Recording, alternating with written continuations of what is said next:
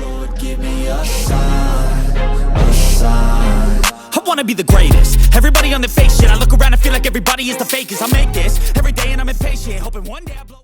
Welcome back to another episode of Lone Star College Football. We've got the Baylor versus Utah pregame show. Yes, sir. Logan, the look on your face doesn't reek of excitement. It kind of reeks of defeat. Yeah. Let's just be honest. Yeah. I don't want to kick you when you're down or nothing, but we just gotta be honest and lay all the cards out there. We watched the game, both of us. If you're watching this video, first of all, if you're watching Baylor video after what just happened on Saturday, kudos to you. You're not a casual. You're the real deal. Appreciate y'all checking in with us. Let's hear it, man. You got Utah coming to Waco. That's the only good thing is that it is in Waco. Yeah. I mean, Then again, so is Texas State. So what are we gonna see this week? being optimistic, we're gonna see growth. I can't even say that with a straight face. Our defense is gonna get tore apart, completely tore apart. I mean, they're the two quarterbacks that they have. Hoping that Cam Rising does not play, these two guys will still dice us. Now they're not going to be like TJ. If I gave you an over under of 37 and a half for Utah, what are you taking? Over. Do they score more or less? Over? Yep. 1,000%. Oof. I mean, that's tough. And that's, I don't know, because Bryson Barnes and Nate Johnson both had great first halves against Florida this past week. Second half was kind of iffy, but it was still good. Like, they still ran great schemes, and whenever Barnes was in, that's when they're throwing the ball the most. I mean, Nate Johnson only threw the ball 4 times, completed it 3 times for a whopping 6 yards. But Nate Johnson, 6 carries, 45 yards, 7.5 yards per carry. And then their second leading rusher was 7 for 45, 6.4 per carry. Our defense was bad against Texas State and Joe Dirt, a man that did not wear gloves. I was snagging that ball. Snagging, burning, man, everything. Do I think that Dave Aranda and Matt Pallage could figure some things out? Yes. But without Devin Lemire and Garmin Randolph for this week and next, it's going to hurt. It's going to be tough. It's going to be tough to figure out a way to adjust. What I saw from Baylor on Saturday was a team that got some adversity early in the game, and I felt like they fought through it pretty well. There was a couple times there where I was like, Baylor, this might be what turns it around. You know, they get that fumble pretty close in scoring distance, and I don't know if they came away with any points from it or if they maybe kicked a field goal or what. But they kicked the field goal. But you would expect, you get that, the momentum's shifting. It sucks you have to get a field goal. But then they kicked it off, and I'm pretty sure Texas State marched right down the field and scored a touchdown and flipped the script that fast. So Logan was texting me earlier in the game, and I was telling him, I was like, dude, it's Texas State. There y'all are gonna adjust. And really, I don't think you did. And we're gonna make a video. All right, this is the second one we're talking about. We're gonna make a Dave Aranda video. It is frustrating though. As a Texas fan, I see people like Baylor twice, back-to-back with Matt Rule and Dave Aranda, get a coach that in year 2 is like, there it is. And then going into year 3, you and me start this podcast.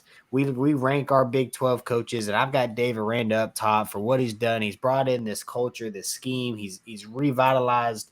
I don't even know if that's how you pronounce that word, but he did it to Baylor, and y'all are winning. And then you go 6 and 7. And I'm like, okay, it happens. You lose good players. You lose Taekwon. You lose Bernard on defense. You lose Petrie. And okay, you had a down season, but Dave Aranda, still a good coach. You're gonna pick it up, and then you come out and drop it at Texas State. I don't know as if Dave Aranda is the coach that we thought he might have been. He might have been a one-hit wonder on that season. I mean, if it was year one and we dropped Texas State, Hey, I would be okay. We're gonna have to watch this guy real close because I want to say we lost to Liberty Matt Rule's first year. And then what happened? Turned around, went 10-2 or 11-3, something. Whatever. I don't Yeah. remember. It was a really good record. So it kind of reminds me of that Matt Rule part to where it's like, okay, we had a okay season last year, not what it should have been, but at the same time, it's like, okay, now this is the year where we get back. And then week one happens, you're like, okay, now what do we do? What is going to happen to this team? I mean, our offense played good in the passing game as far as skill positions. Yeah. Offensive line, completely different story.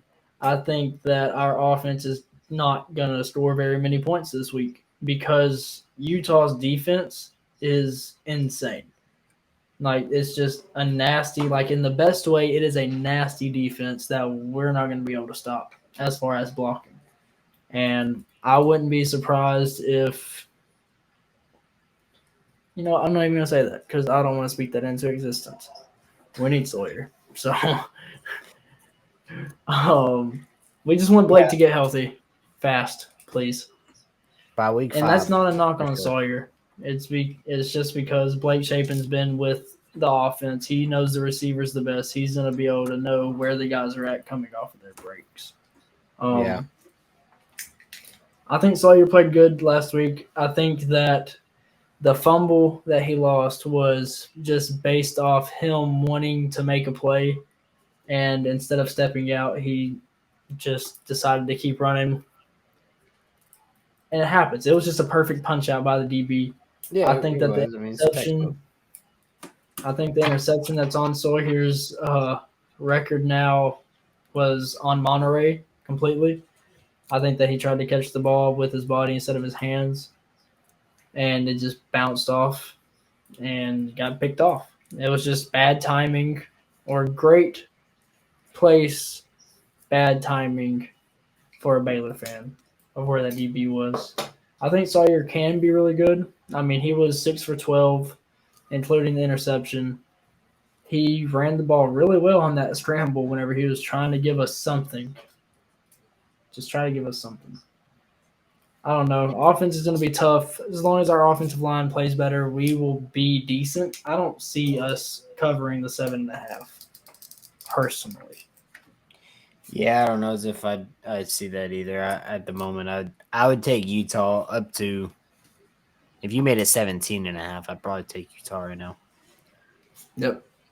Same. I mean, I hate to say that, but just from what we saw on your defense and ability to make the right changes against Texas State, you got to imagine Utah's better. And if Utah had Cam Rising, I'd probably give them a 27-point favorite.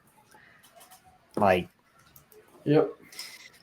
But there's a lot of things that have to happen this season if Dave Aranda is going to keep his job. And I don't know. I don't know what that looks like. And then you got to start to wonder, hey, Matt Rule, how much did you like being in Waco? Can we get you to dip out from calling Jeff blood? You take Trailer over Matt Rule? Yep. Because Matt Rule's not going to leave the Big Ten. It's not going to happen. Not a blue blood, a fake blue blood at that, but a blue blood. No, they are a blue blood. I get why you say that, but they are still a blue blood.